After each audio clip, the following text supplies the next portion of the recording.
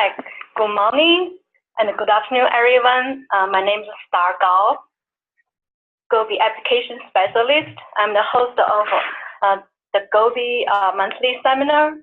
So today's seminar will be introduced by GOBii director, Dr. Liz Jones. Go ahead. Okay, thank you, Star. Welcome everyone to our GOBii seminar series for September. I'm delighted to introduce Kevin Silverstein. He is the scientific lead for the Research Informatics Solutions, or RIS group, at the Minnesota Supercomputing Institute. And he's spent decades performing large-scale bioinformatics analyses with cutting-edge, high-throughput data all the way from bacteria, fungi, plants, and to mammals. And in a previous life, he also led an effort to identify mutations in clinical patients with Fairview Hospital, which has been expanded and is still being used with MSI and continues to be used today. And this is a really interesting aspect of Kevin's previous life. And Kevin, I hope that you'll be talking more about this in this presentation. And if not, we should touch bases about this in future. But the knowledge gained from handling protected client data when you're dealing with clinical patients, he's brought to this platform to be able to protect pharma and corporate data. So Kevin's authored over 70 research articles, and we can post the link on the site. And I really look forward to hearing more about Kevin's presentation today. Okay, Kevin, do you want to go ahead? Sure. Thank you, Liz, very much for the introduction, and thanks to Star and to the other folks at GOBii for this opportunity to speak to everyone. Actually, with great pleasure, actually, that I get to talk about Jemez. Well, in the coming slides, we'll talk a little bit more about it, but it's actually a platform that kind of arose out of a lot of discussions with folks at the CG and in the corporate world and others, actually about 3.5 years ago. And those discussions led to development, and in 5 weeks from now, we'll actually have a soft release at last of the platform to many of our collaborators. It's not going to have all of the features that we had desired it to have, but actually have quite a few for the foundation and keep building upon that. So we'll advance to the next slide, and we'll tell you basically an outline. I'm going to tell you what Jemez is, a little bit about what it does, what types of analyses it makes possible. I'll give you a few use cases about where we've used it, and tell you about kind of the foundational organization, the International Agroinformatics Alliance, that really stimulated its growth and actually keeps making sure it stays real and relevant. So now with the discussion about what Jemez is. So actually what it is it's a novel data analysis and sharing platform, one that is intended primarily to support agricultural data, but actually it is really facilitates public-private sharing of data, particularly in the way that we've very carefully considered IP concerns. The Jemez stands for actually the type of data that we've been focusing on. So G for genomics, E for environment, particularly GOBii interactions, which a lot of these folks in GOBii are interested in, but also being mindful of the farmer's management practices and how those impact the phenotypes one may get from GOBii interactions. For example, crop rotations, applications of fertilizer and herbicides and things of that sort greatly affect the ultimate phenotypic outcomes. And so we clearly have to consider that. And one thing that is often overlooked is the socioeconomic factors. We're often worried about basically a trait about development of basically of products for agricultural products, but we're not often concerned about actual deployment to farmers, to fields and communities like we should be. We're not often concerned about the impact we have for externalities on, for example, runoff of nitrogen and phosphorus into the rivers and things of that sort. And that's actually crucially important when we're developing our technologies. And so we very, very carefully consider, if anything, we overemphasize the S component relative to other platforms. One other thing that we're very cognizant in developing the Jemez platform was that we didn't want to just focus in on just now, this time and space, We wanted to consider the development over time. For example, if we were to rescue 100-year-old data and gather how trends have changed over the time, how the landscape has changed in where crops are planted, and impact of those things. We actually wanted to consider that very carefully in enabling analyses that could use data across different time dimensions. And space is actually very, very crucial. One of the cornerstones of this platform is it's inherently geospatial. We include a lot of functionality to allow people to do geospatial analyses because it's very, very important to be able to model different factors starting from molecules to plants to plots, ultimately the fields and landscapes. And all of this, these scales are actually important. So the team is actually focused and centered in Minnesota, but actually has ties throughout the world. We have about 20 folks that are applying considerable effort actually to the product at this time. And we have regularly weekly meetings and bi-weekly all hands on deck build meetings. And it's actually a pretty dynamic group that's been working on this project. So what does it do? Well, one of the things that Jemez does is it actually solves some big data challenges that we all have in food and agriculture, and actually just in general in big data analytics. And you've heard of the 4 V's. Well, here we've added a couple more V's here. Clearly, you know, we all know about starting from the top and going clockwise. Volume. There's huge amounts of data out there. We want to make sure that a solution that we've developed scales to that volume. But actually, the data is coming at us at a very fast rate. So velocity is concerned. And there are sheer different numbers and varieties of data types. We wanted a platform to be flexible to data type, but not have fixed data types, but actually be extensible to ones we haven't even seen yet.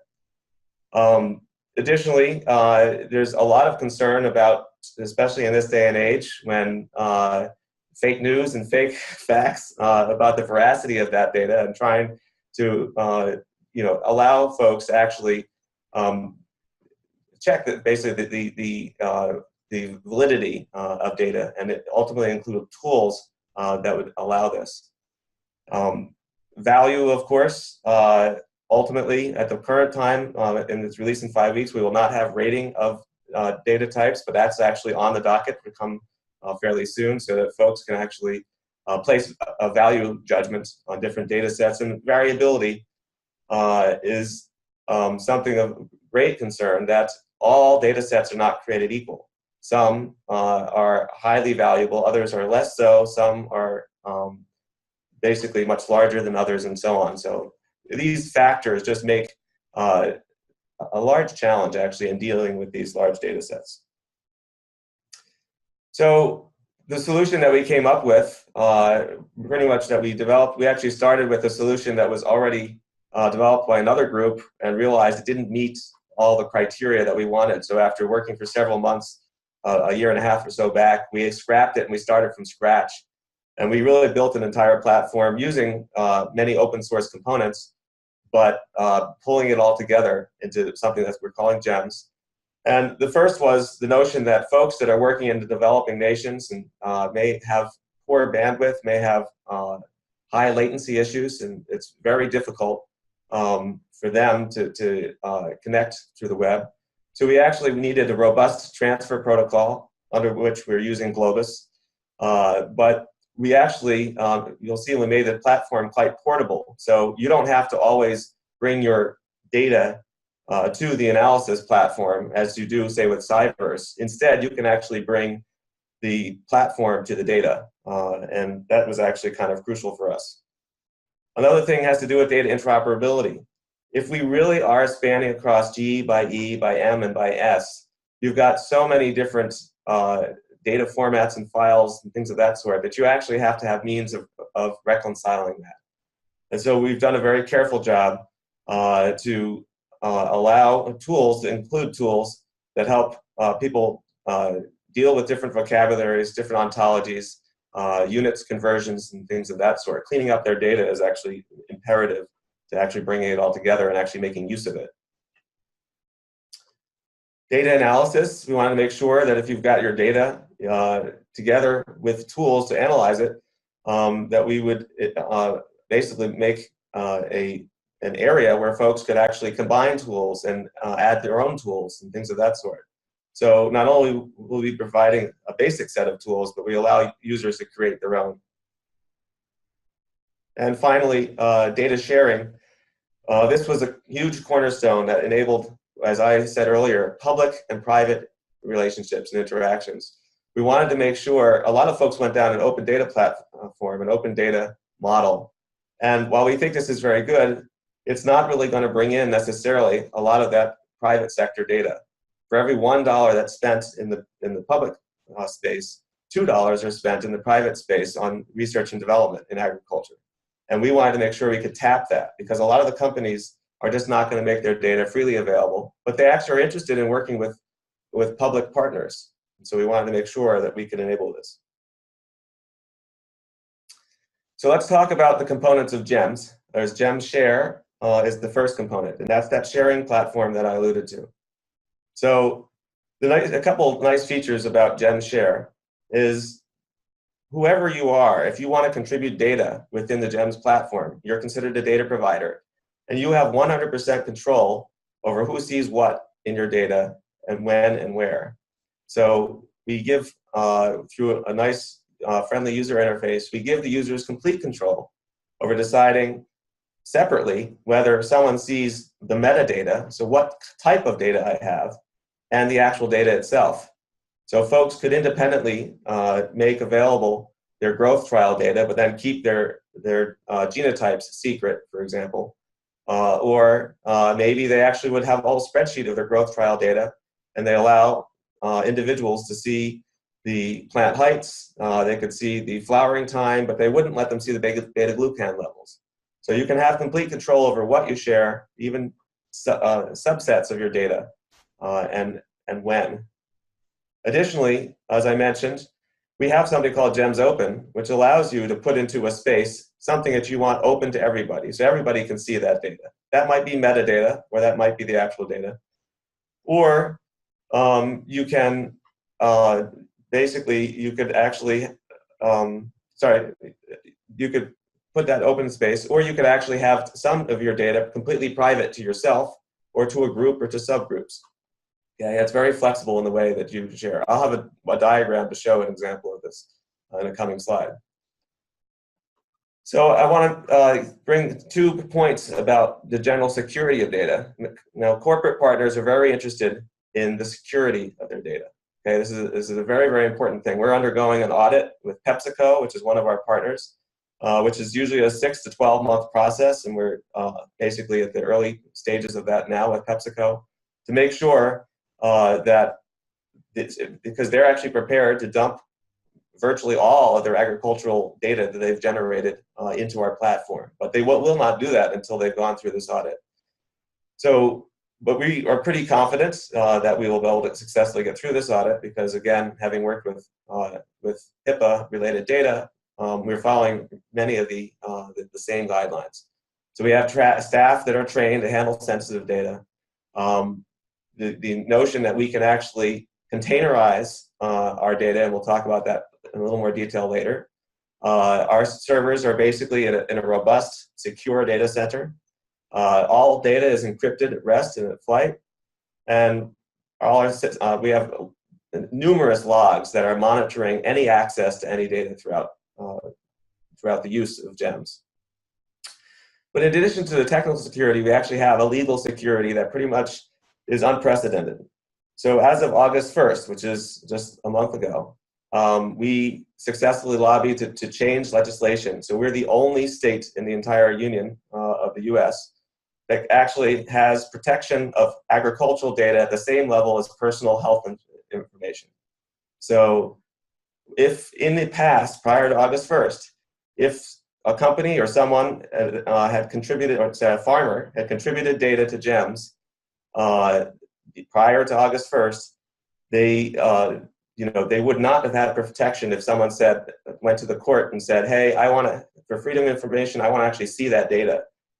In the state of Minnesota, if our institution, the University of Minnesota, can have agricultural data now, and it is protected, which is the same level as your personal private information. And so I just wanted to outline that's a big coup for us. And it helps us actually, we're working actually with farmers now and the companies that gather, agronomists that gather information from farmers to collect a lot of their information so that we can see what their nitrogen runoff and phosphorus runoff, et cetera, is that wouldn't have been possible before, so that we can inform practices in the future about how to reduce that runoff. Because that was never possible to collect that information, because no farmer would ever have let, under the old rules, have let us collect that information. So, with that information in GemShare, I have to emphasize too, it's not just the data we allow users and providers to have control over how it's shared. They can have tools and even workflows for how they carry out the processes of their analysis and share that with other people as they wish within this platform. Okay. So in addition to GemShare, we have something called Gems Tools.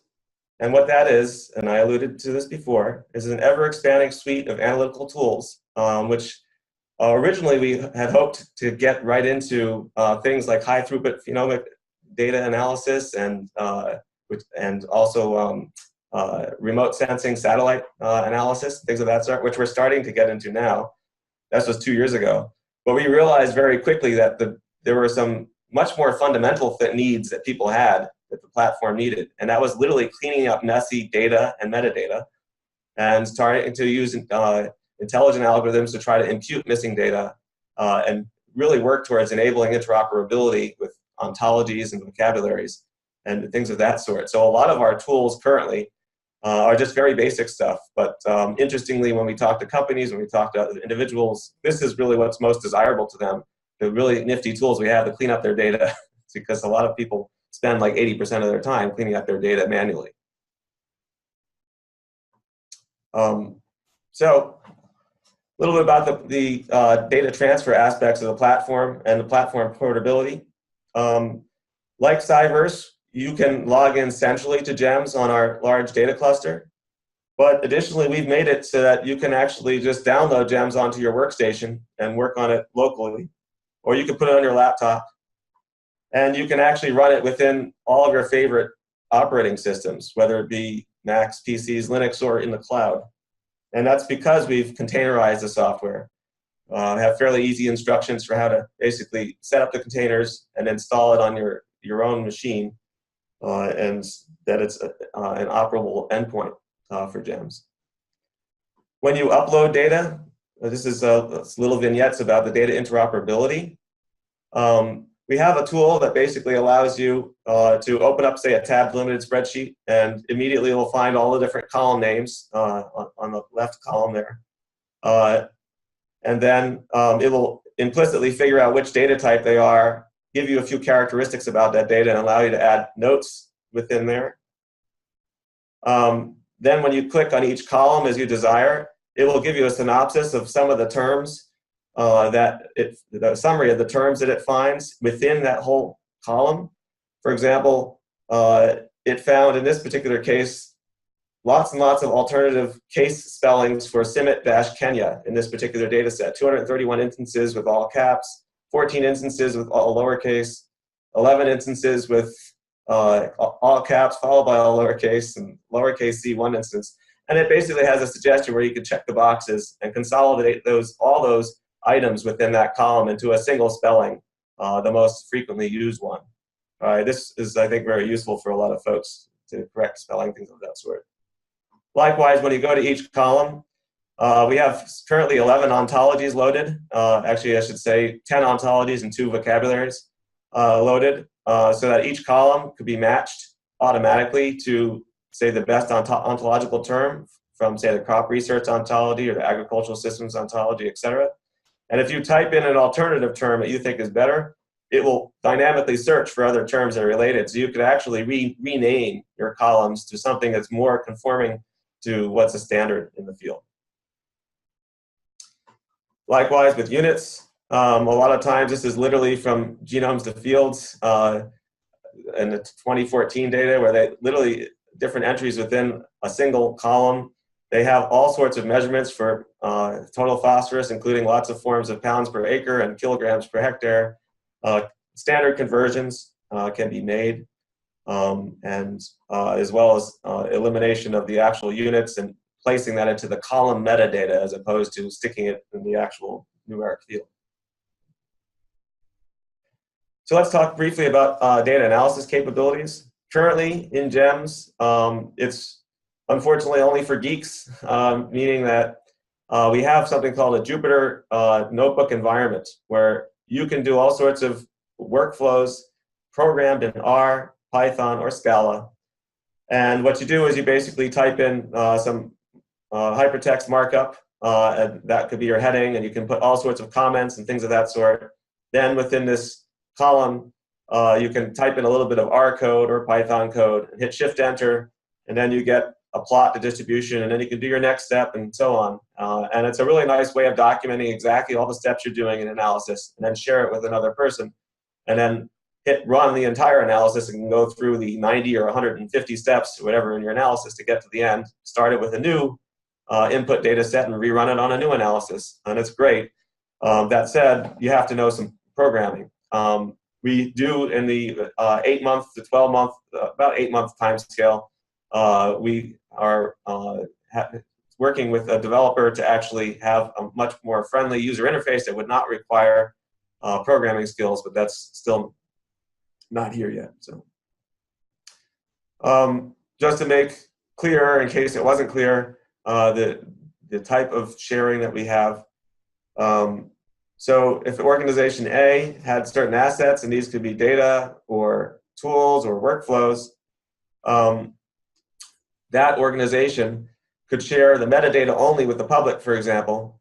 And even within their own organization, they could have Team A and Team B, and they could share all the data and metadata with Team A, but maybe Team B with their own organization, they would only share the metadata.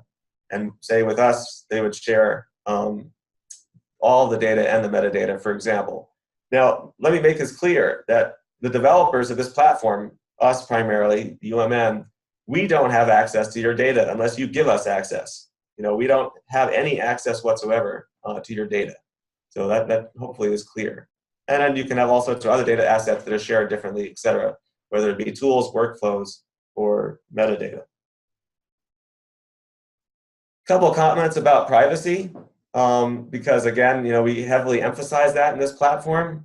There are a lot of farmers and companies, for example, that do not want their farm to be identified or do not want specific varieties to be identified. So we can have capabilities in there to de-identify certain identifiers, replace them with integers, and have a link to that and a key, just as you do with public health data. But also sometimes it's useful, for example, with household survey data, that data, if in a small enough context, geospatially could identify a farmer and a farm. And so there are many areas where you'll want to aggregate that up to a larger administrative boundary and some of the statistics, or do whatever you need to in order to make sure that you don't identify that farmer. And that may mean down to the nearest 5 households or 10 households or whatever rules you want to devise for that. So that's something that we're building into GEMS. So we talked about what it is. So what types of things does it make possible? Well, we think because of the care that we've taken into IP and privacy and things of that sort, that it really enables new public-private research partnerships that weren't possible before. The companies that are signing on to this really do want to work with the public sector. They really do want to work with us folks, but they want to do it under terms that they feel comfortable with. And so in this type of environment where they can show you, pretty much most companies are willing to dump all of their metadata to let you know exactly what they're growing where and what types of research they're doing. And this makes it very easy through the search routines that we have to actually find new data sets. And then you can talk with the company, and then your institution's lawyers will talk to their institution's lawyers. And once they agree to a transfer agreement, then you can flip the switch, and it's just like that. You have access to their data. So, we think that that's actually really, really useful in assisting in these relationships to go forward. And it also, through the interoperability, especially the links of information that we're adding, I think GEM's tools really enables novel opportunities at interoperating data that you didn't think you would link before. Even within Pepsi's own company, they had separate companies of Quaker, since they own Quaker Oats, the Quaker International Oat Nursery. They had field performance from their own experimental trials, and their Optio platform was collecting additional data throughout the world. So through our platform, they're actually connecting data that actually was hard to connect even within their own company they're doing outside, which is actually very surprisingly common in companies. All right, and so linking farm production data to landscape. This is actually, this last point is actually really an interesting one, in that we're starting to get farmer data information for farms within Minnesota, and actually seeing how that links to runoff of nitrogen and phosphorus into bodies of water. Interestingly, we're also working with our own water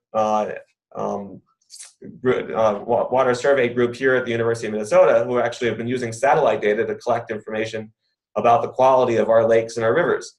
And so we can actually now combine that information along with other economic performance and yield information to do calculations you wouldn't be able to do otherwise.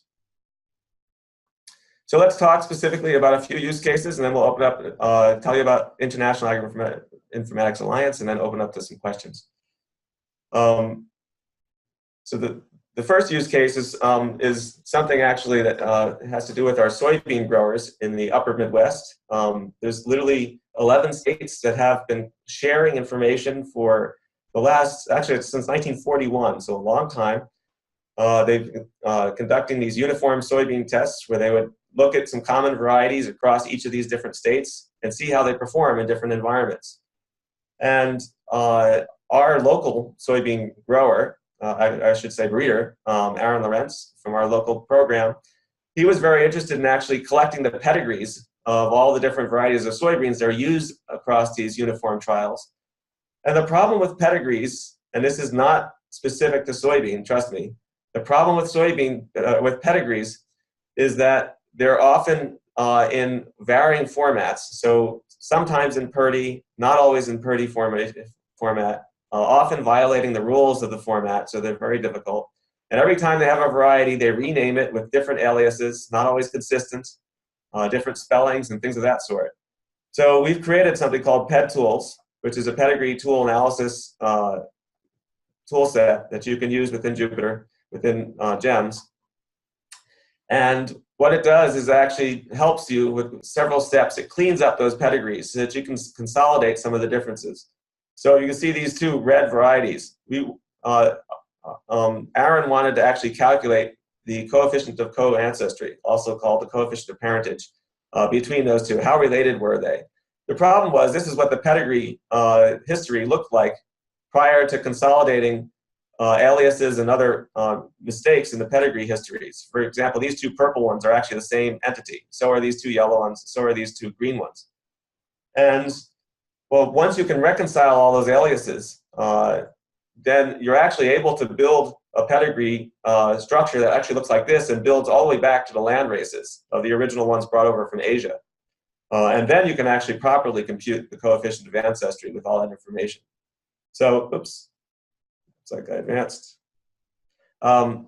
So that was really useful. PedTools has actually been developed and tested with both soybean as well as wheat data. We're actually expanding it to look at maize data as well as apples, actually. And a lot of the things you'll notice that even in GRIN, which is a well-respected analysis database, there is no checking done on the actual pedigrees that are in there. A lot of those pedigrees are in free format and have lots of inconsistencies and errors. We hope to ultimately contribute back our corrected pedigrees back to GRIN. Second vignette is, we've been working a lot with the Genomes to Fields, which is a large consortium in the US for growing maize, I should say for breeding maize. And we are actually the central management group that manages the data for Genomes to Fields officially as of the beginning of this year. There are 23 states, 38 experimental sites where they're where they're doing their experimental trials, and it's been going on since 2014. We've been doing a lot of work with the tools in Jemez to actually standardize the nomenclature to units, find outliers in their data, and either mask them or at least mark them. A lot of work actually on the interoperability, particularly, and actually cleaning up weather data. So the weather data was quite spiky and had difficulties, so we developed a lot of nice novel smoothing procedures and identification of outliers, et cetera, specifically attuned to the weather instrument data. And just a lot of work you know, on the analysis of that has been really, really helpful in helping to refine our tools. We are actually working with the leaders of the CG Big Data Initiative on a statement of work that are, they're very interested in looking at their household survey data, and particularly want to be careful about the privacy of individuals that were surveyed, and making sure that they can share and exchange data across the CG, especially when it's sensitive to individual farmer households. And so we're working very closely with them on a lot of aspects and exchange of data, as well as some new socioeconomic ontologies and data cleaning. So, and finally, I think the last vignette before I talk about the IAA is one of the projects we did with PepsiCo, which is actually really cool. And this, I think, really illustrates some of the magic of what you can do when you get G by E by M by S together. And it really has to do with the history of growing oats in the U.S. It used to be at the turn of the century, previous century, where, remember, oats were used to feed all the horses that were actually carrying people around before there were cars.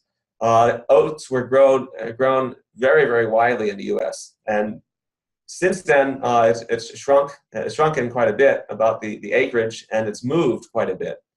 But a lot of the locations of the mills for where they mill those oats are actually artifactual as to where the location of oats used to be. I should say the other thing, there's other much more lucrative crops such as soybeans, maize, which have pushed the acreage of where they grow oats back.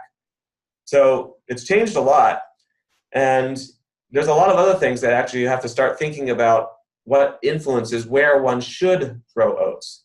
So for example, what is the risk exposure to this to oat crown rust? Oat crown rust is decimating oats in many parts of the country, and some places are much more highly susceptible to oat crown rust than others based on weather and climatic reasons. And the other thing is about oats now, beta-glucan levels are pretty much linked to why oats are heart healthy. That nice little sticker that can say that this is heart healthy is really dependent on how much beta-glucan is in the oats. And that's highly dependent on whether more like environmental conditions really influence how much beta-glucan is produced in the oats. And so trying to optimize all of those things, knowing exactly where the right climate measures for beta-glucan levels, the right climate measures for being indicative of whether oat crown rust is a problem or not, where the mills are or should be, satisfying all these logistics is actually a big challenge, but can be modeled within our framework. And of course, one thing you don't want to forget, PepsiCo, like a lot of companies now, are actually starting to think very, very strongly about how are they going to be sustainable and how are they actually not going to be polluting the environment. And they're actually doing a really good job of that, of actually really investigating that. And so also want to analyze, what landscape features lead to more runoff of nitrogen than others, and what management practices lead to that as well.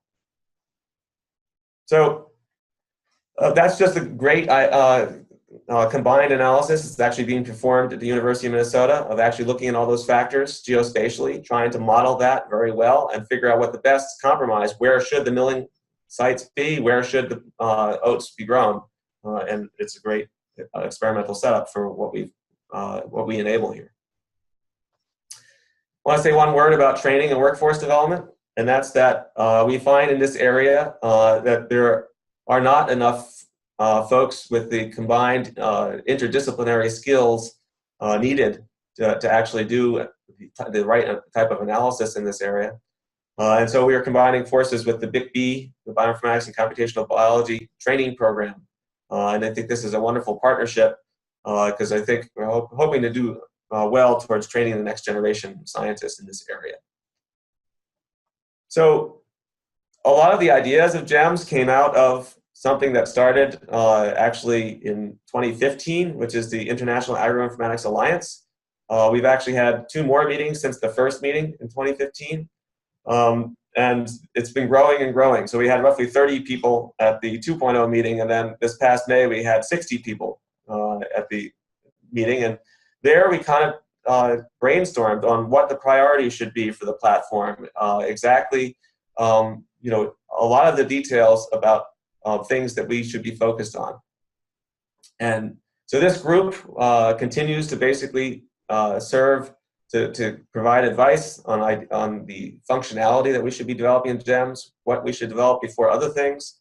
You know, this ensures that we're demand-driven and we're really solving real problems of market value. We've got a lot of different organizations involved in the IAA, and it's expanding.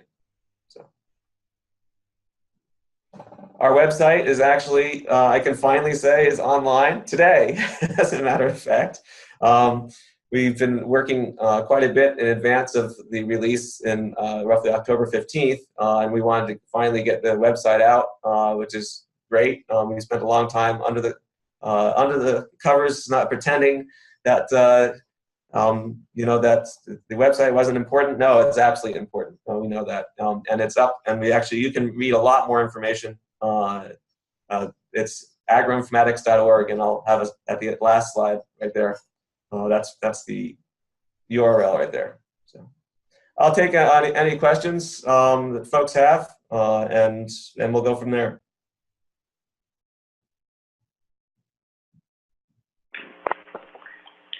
Thank you very much, Kevin. That was a fantastic talk. We've got 20 minutes, and I'm going to open it up to questions. I have many questions, but I'll open it up to others first. So please unmute yourself if you would like to ask a question, Kevin.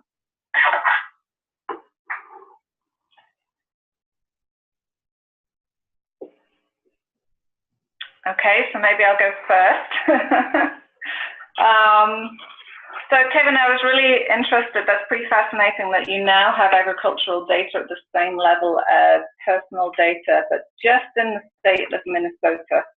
So does that mean that if farmers are outside of the state of Minnesota, they're not covered, or is it the data itself that you're housing within Minnesota that's covered? So it's the latter. It turns out if you brought, even if you brought data from Ethiopia, and we store it and house it in basically at the University of Minnesota, if it's agricultural data, and they actually have all the verbiage, it's pretty much to hit every possible way I could describe agricultural data, then it cannot be disclosed to anybody without permission. Wow. And so does that mean that that's an extra burden for you then in terms of being able to pass data around, access data even yourselves? Because I know the restrictions on medical data, for example, are pretty extreme and require a lot of procedures to follow. So how are you handling that? Yeah, so I guess I misspoke when I said it was at the same level. You're right. When I actually think about the restrictions for getting that out, it means that if someone petitions us to release that data, that basically we are not obligated to share it. So that is a very good point. So the providers of the data are basically responsible, since we don't have access, since we don't actually have access to the data that people actually put on our platform as administrators. The providers have the responsibility to make sure if they're providing it that they're not grabbing it from you know, some unscrupulous site and putting it there. But okay. Yeah. The burden is on the providers, your clients. Correct. Okay. Yeah, that's a similar scenario for GOBii too. So we distribute the database. We're not actually managing the data. Right. So we also have we enable the providers to provide click-through licenses, by the way. So if we want to provide data and you want people to have to click through in order to actually look at your data, then we have that capability. Mm-hmm. Great. Okay. Anyone else have questions? Hi, Kevin. This is Star. So thank you for the wonderful presentation. It's really nice to see the progress since last time we talked at a PAC just less than 10 months ago. So my question is, for your platform, also the systems, you mentioned it's GOBii by M, and the M mainly is for farmers management. I don't know if your system also quite applied to breeding management, that kind of data management for breeding programs. Yeah, so that's a good point. It pretty much M, although traditionally is the farmer's management practices, you're right, the breeding management practice can affect that as well. And it certainly could encompass that.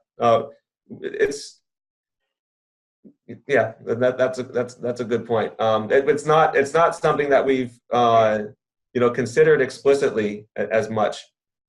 So let me explain that for a sec, since you brought that up. So we focus a lot of things within GOBii, and we're quite complementary to GOBii, I think. A lot of things in GOBii focus a lot on the breeder's development of materials to where, including a management system for managing how they're doing the breeding. We actually prefer not to deal much with the breeding, the management of the breeding activities, and instead, for example, if you have growth trial data, take the summary of that data and ingest that so we can do higher level analysis of that. So we would prefer to leave, for example, that to BMS or DART or some other management software. Right. Yeah. Okay. Thank you for that clarification. Yeah.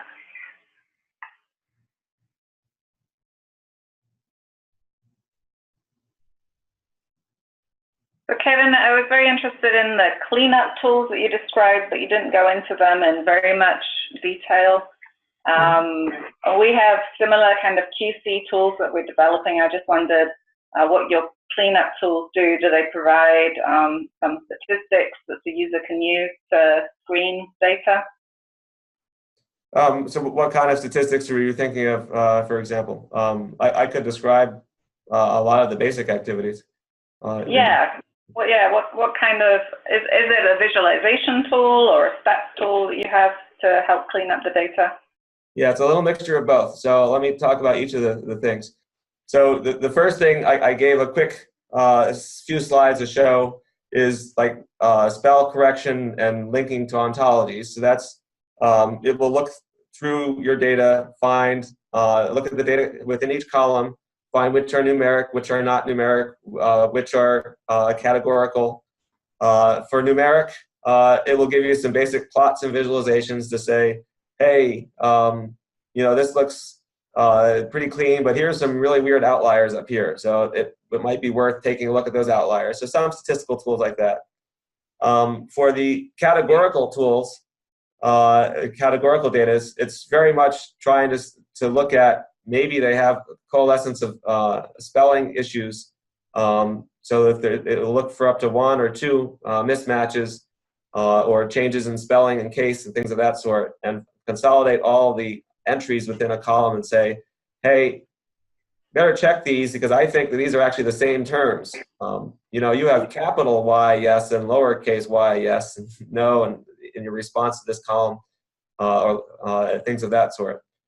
Then there's specialized data where it can look and impute, for example, missing relationships. We have a geospatial ones where people actually have, looking at lat long coordinates, and it finds things planted in the ocean, and it can basically say, hey, these are planted in the ocean. Are you sure that's really okay? Or it will automatically do flips minus signs in the Latin long, all sorts of permutations of that, as well as it will flip the Latin long. It will even check a decimal place shift in the Latin long, because we found that before multiple times. And then say, hey, you said this was supposed to be in South America, but it's actually in Africa. I think you need to basically put the minus sign on the lat, etc. So it'll basically do a lot of checks for geospatial coordinates and things of that sort too. Nice. So does it actually give the user the option to edit the results or to delete those results from the data set, or replace them with null values or something, or does the user have to then manually go back and clean up the data? So it'll flag them and give the user a choice to basically do that. And anything that's ever altered from the raw data is flagged that it's been altered. We also have versioning. So there's an inherent versioning system. So the original file is linked to the altered file so that you can always go back and figure out, hey, I think this was imputed wrong. What happened here? And you can go back to the original file. Right. Yeah, that's great. Thank you.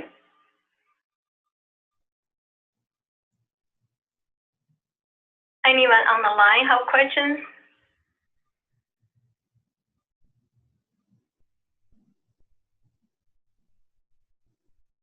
There's a question from, it says, how is the initiative linked to other open sources of agricultural data, such as FAO SAT, government bureaus, and agrometeorology? There's a question on the chat there. Such as FAO, I didn't catch that, the fact? FAO SAT, government bureaus, and agrometeorology. So I presume these are other databases managing agricultural data. Mm-hmm. So we were in actually regular discussions with a number of groups that have other initiatives, and we aren't connected to all of them at this point, though we're very open to connecting with those. So for example, we've been in ongoing discussions with GOBii. We actually initiated with Kelly Robbins to do a joint project, which we're happy that it worked out well. The way that that you guys were storing, for example, we're storing genetic data and indexing into that data. We had a head-to-head benchmark that was on the same thing on theirs, and yours turned out to be optimal, and that's awesome. And what we were working on was good under certain circumstances, the realm that we were looking at, but not good under all circumstances. So the HDF5 that you guys were using was awesome, and that was really good to work on that project together and to expand our interaction. We're working with the folks at Maze GDB, or the Maze, since we're working with multiple fields. I know that Phil, the co-leader of and GEM's board head, is basically Phil Party, is working with folks at the FAO. No, that'd be useful. I'm not familiar with that particular open source data, but I definitely will check that out. Okay. Any other questions online or on chat? Just enter your question in the chat and I can read it out.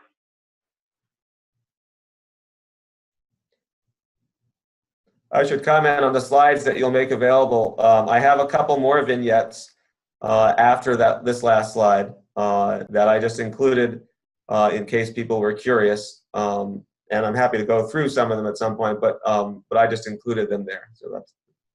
Well, maybe I've got one question before. Yeah, that would be great if you could just take us through your last slides. So I wasn't clear in your pedigree tool what you were basing, whether a variety was the same or not. Was that based purely on market data, or was it based on additional information? Yeah, so aliases have to be provided. At this point, they have to be researched by a group. So it doesn't, unfortunately, at this point, it doesn't find the aliases yet. That would actually be a really cool project to actually go into GRIN and grain genes and various other places to find aliases. We actually provide a tab-limited spreadsheet that says, here's an alias for that, here's an alias. As we accrue more of them, when it finds problems, it finds, I should say, actually, step back from that. Some of the aliases it does, it pulls out from implicit in the pedigree. So in the pedigree, there's the Purdy notation has alias name, comma, and then it has the rest of the development. It pulls those out and uses those as aliases to link things, but not all of them are included somewhere in the pedigree there. It actually has modules to find inconsistencies and tries to reconcile inconsistencies that it finds in pedigrees through the web. So. Oh, so it's more based on ontology of aliases than that it pulls those together.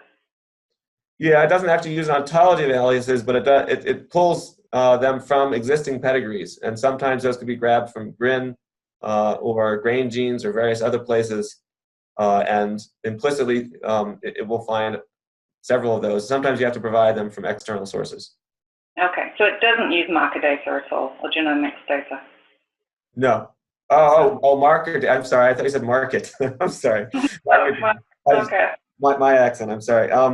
So yeah. So marker data does not. That said, that's why I said we're expanding into apples. There, we've actually been playing with marker data from apples and doing a little bit of comparing, contrasting about evidence you get from known pedigrees versus information about the marker data, and we've been able to try to figure out through that dual information, in some cases, who grandparents are when I only know one parent, and then actually using a bit of genetics to actually figure out and fill in all sorts of missing entries in pedigrees. And later we'll be introducing that as well, about how to fill in missing pedigree information with a preponderance of evidence. Nice. Okay, so I don't have any more questions on the chat. So go ahead, Kevin. Should we go ahead and see his last couple of slides? You've got 5 minutes basically, Kevin. So go ahead. So then I'll just go for one vignette then, just to show you again this idea about really what the platform was developed for. There are 3 examples here, and I think I'll go for number 1 since it's the first one accessible here. This is genomes of growlers. We have a local barley breeder who was interested in a problem. And the problem was that in this day and age, where there's a lot of microbreweries, or I should say craft breweries is what they're called these days, craft breweries springing up all over the US. And the folks want to use locally sourced barley. And the reason, there's multiple reasons. A lot of people are interested in locally sourced food. There's political and economic factors that give rise to why brewers want to use locally sourced food, barley. And then there's also areas that, as far as where are the malting sites and things of that sort, where are the craft breweries located? And can we match local environments to where barley is best grown? Because barley is not grown all over the US. So this is kind of a long workflow here, but part of it, we wanted to grab survey data to know exactly where barley is produced and actually compare that with remote sensed data to figure out how accurate is the survey data for where barley is produced, integrate that, and figure out where are the currently located barley growing locations. We can get from craft breweries where those breweries are located themselves. And then there's this environmentally matching. We know where from growth trial data where certain barley varieties grow well and where other barley varieties do not grow well. We can actually use machine learning algorithms to try to see, can we match it to other environments? And then we can compare all 3 brewery locations to where barley is currently grown and matched environments to where it might grow really well.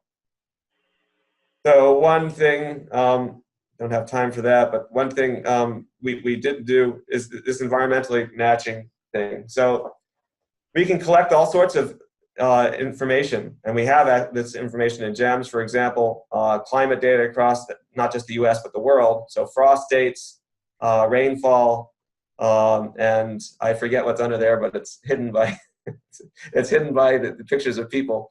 I think that's temperatures or something like that. So,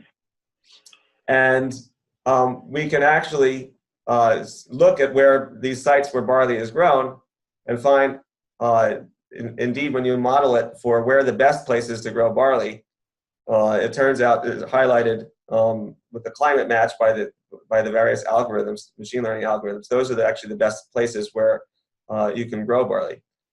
And when you start comparing your predictions or your models with where it isn't grown, you find that there's a big difference in this particular area where this seems to be a fantastic place to grow it, and yet there's no barley grown there. Well, it turns out that that's because it's a national forest protected area, and that's why it's not grown there. So it's actually, it's an interesting experiment you can do with that. Yeah. Anyway, I'll just briefly say, I'm not actually, because we had an interest of time, if you look through the slides, there's another set of slides that talk about actually when you have a lot of different pest risks, and those pests could be insects, it could be actual fungal or bacterial infections, or it could actually be weeds.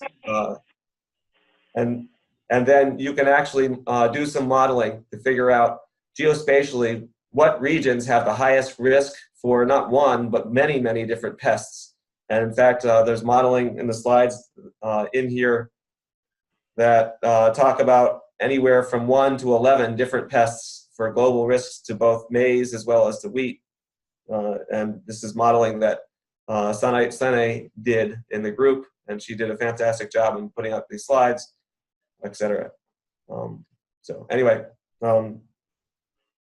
I think if you have questions about the slides or these particular examples, then just contact me or Sene in the group.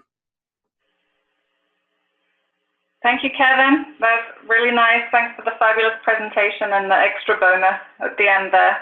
And all of the slides will be sent out to the invitees of the seminar series. I think that's it for today, right? Yeah. Thank you, everyone, for joining. Thank you, Liz. Thank you, Kevin. Thank you, Kevin. Fantastic talk. Thank you, Sarah, for organizing. Alrighty. Okay, bye now. Bye, everyone. Bye-bye.